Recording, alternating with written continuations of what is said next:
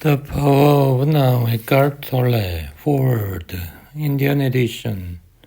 I had the good fortune of attending Eckhart retreat at Hollyhock on Cortes Island in September 2000.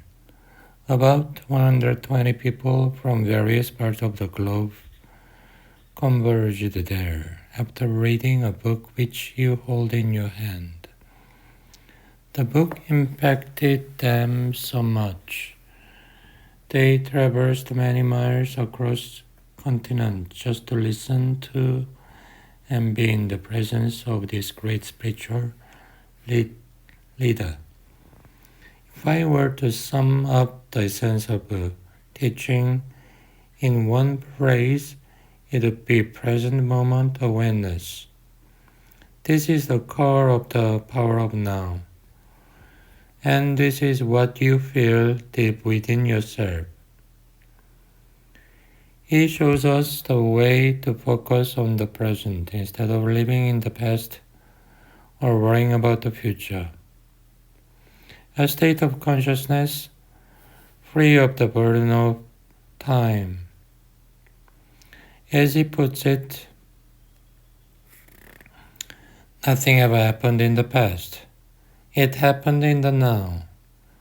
Nothing will ever happen in the future. It will happen in the now. In this book, he uses a simple question and answer format. It makes the book simple to read and easy to comprehend. The book is best read, perhaps a few pages a day.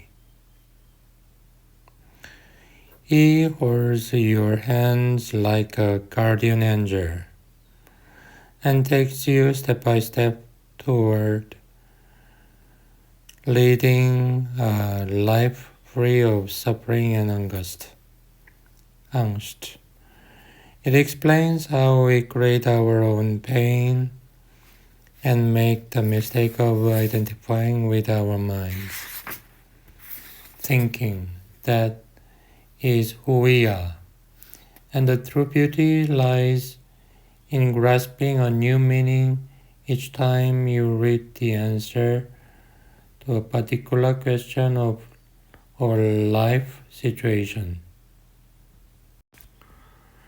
The magical quality of this book is that Eckhart uses words to take us to a place beyond words, where silence resides. And in this silence, in this inner stillness, we access the now.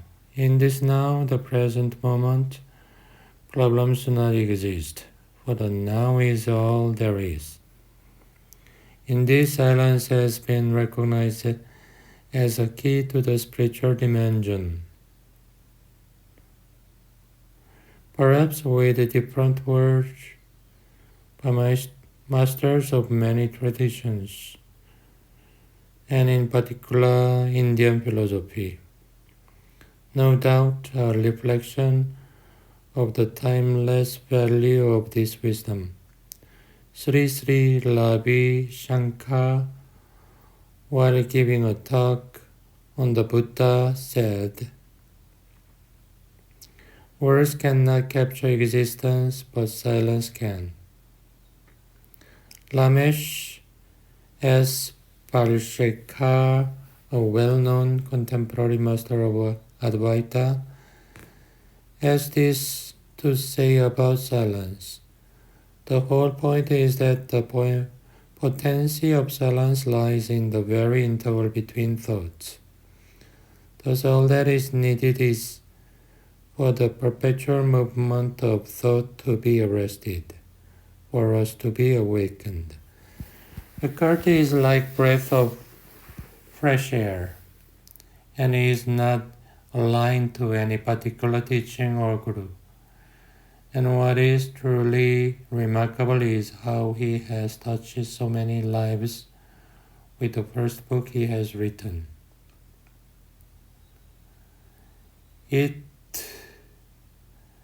Its message is universal in appeal. Since it was first published in Canada, the pub now has sold over 2 million copies and has been translated into 30 languages. I have personally met many people who claim this book has transformed their lives, as well as their relationship with themselves and others. It is my sincere hope this book does the same for you. What is truly fascinating is how blessed we are to receive this book at the turn of millennium as humanity enters a higher level of consciousness. There is an upsurge in the number of people on the spiritual path who seek to improve the quality of their lives and who are striving to make the world a better place. We are indeed spiritual, and this book helps us realize the same. In Eckhart's own word, I cannot tell you any spiritual truth that deep within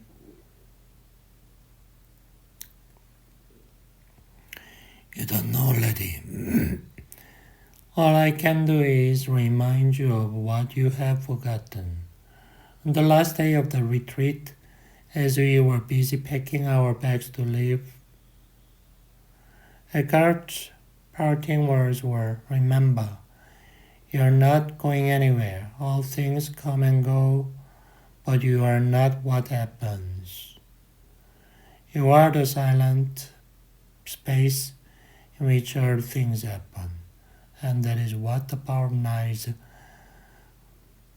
about, is the truth spelled out. The truth about life as it is. Now it's more than just a book. It's a companion for a lifetime. Introduction. The origin of this book. I have little use for the past and rarely think about it. However, I would briefly like to tell you how I came to be a spiritual teacher and how this book came into existence. Until my 13th year, I lived in a state of almost continuous anxiety, interspersed with periods of suicidal depression. Interspersed.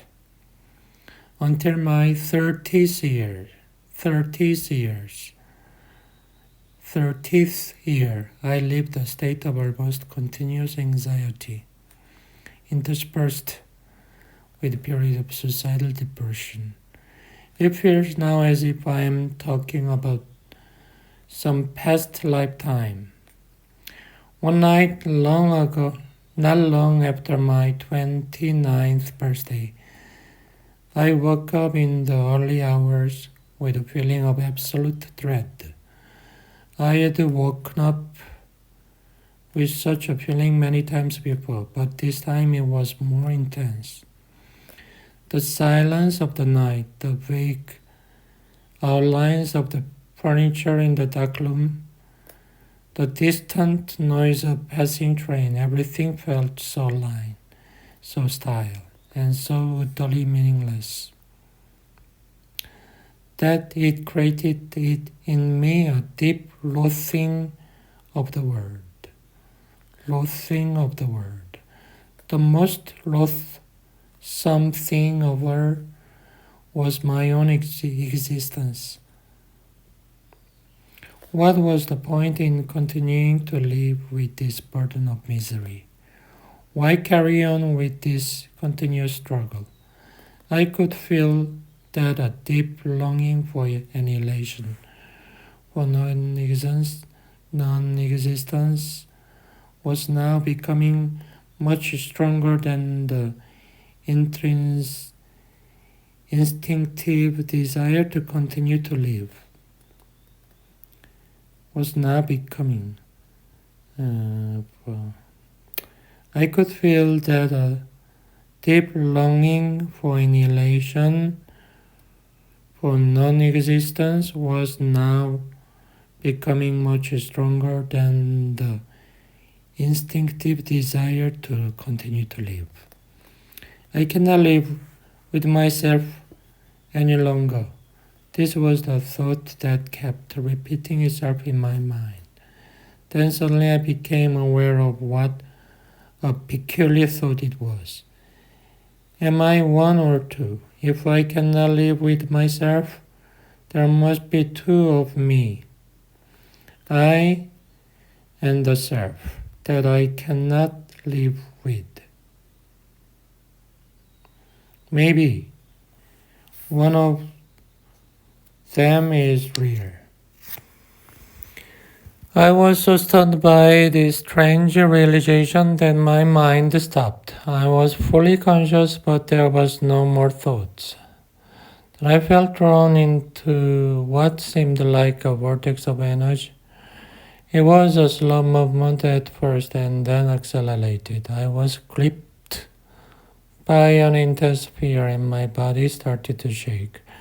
I heard the word, resist nothing, as if spoken inside my chest. I could feel myself being sucked into a void.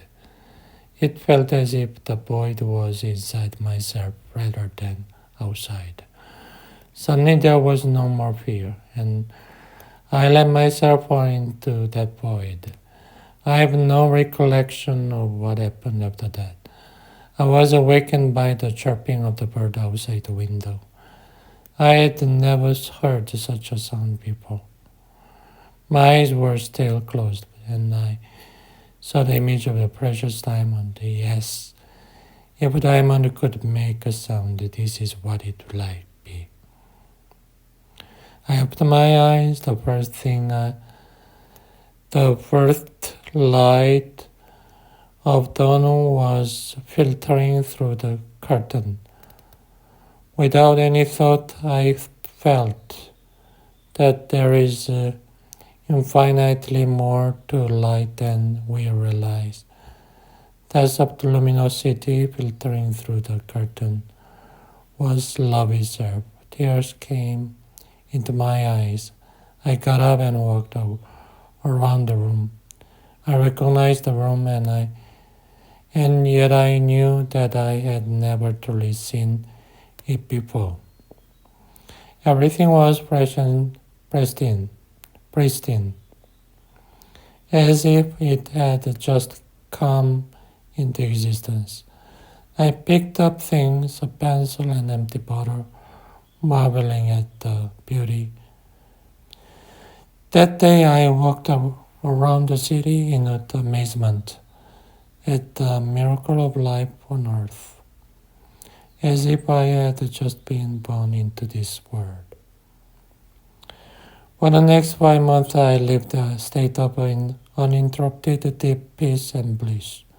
After that it diminished, somewhat in intensity, or perhaps it just seemed to be, because it became my nature's natural state.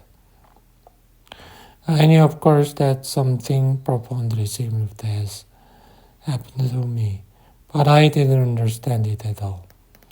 It was not until several years later, after I had read the spiritual text and spent time with spiritual teachers, that I realized that what everybody was looking for had already happened to me. I understood that the intense pressure of suffering must have forced myself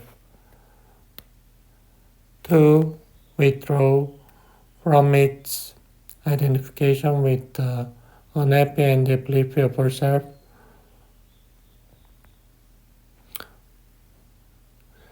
This withdrawal must have been so complete that this fierce, suffering self immediately collapsed, just as if a plug had been pulled out of the inflated toy.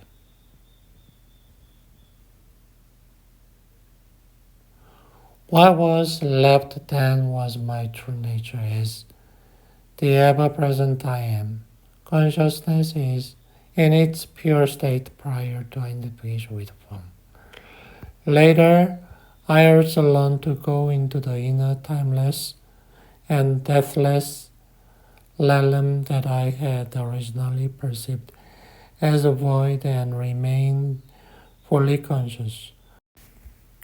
Later, people would occasionally come to me and say, I want what you have. Can you give it to me or show me how to get it? And I would say, you have it already, you just can't feel it because your mind is making so much noise. That answer later grew into this book. Before I knew it, I had an external identity again. I had become a spiritual teacher. The truth that is within you. This book represents the essence of my work, as far as it can be conveyed in words with individuals and small groups of spiritual seekers during the past 10 years, in Europe and in North America. In deep love and appreciation, I would like to thank those exceptional people for their courage, their willingness to embrace inner change, their challenging questions, and their readiness to listen. I trust that this book will find its way to those who are ready for such radical inner transformation. You are not your mind, the greatest obstacle to enlightenment. Enlightenment, what is that? A beggar had been sitting by the side of the road for over 30 years. One day a stranger walked by. Spare some change? Mumbled the beggar. I have nothing to give you, said the stranger.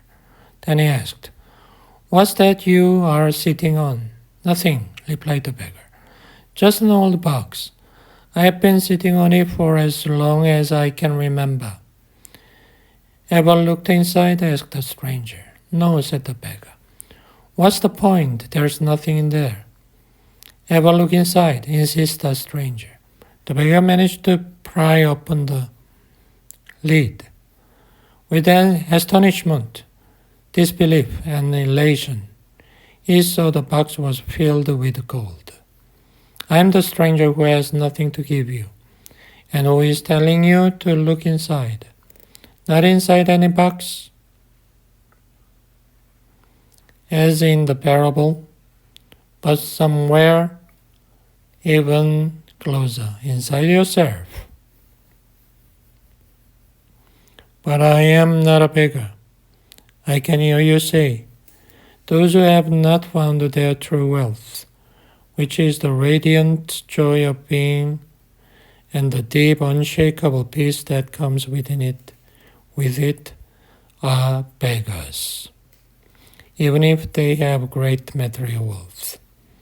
They are looking outside for scraps of pleasure or fulfillment, for validation, security, or love, while they have a treasure within that not only includes all those things, but is infinitely greater than anything the world can offer.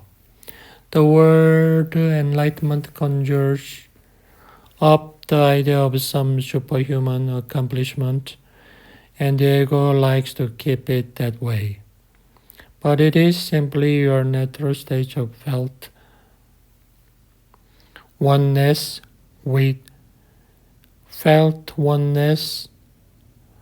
with being. It is a state of connectedness with something immeasurable and indestructible.